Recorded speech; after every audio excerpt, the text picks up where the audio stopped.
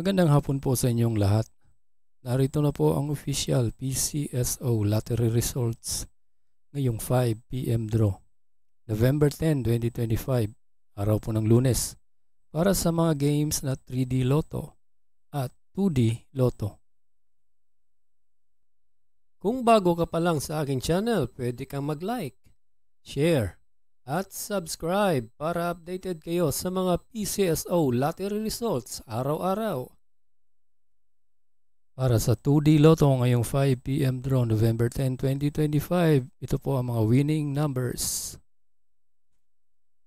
3 and 15 in exact order.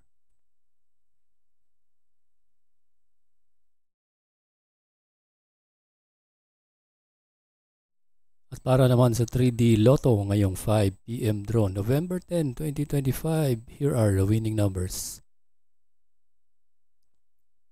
1, 1, and 2 in exact order.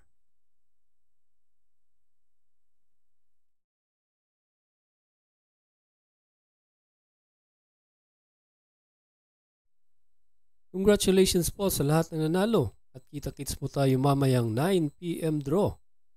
Thank you for watching. God bless us all.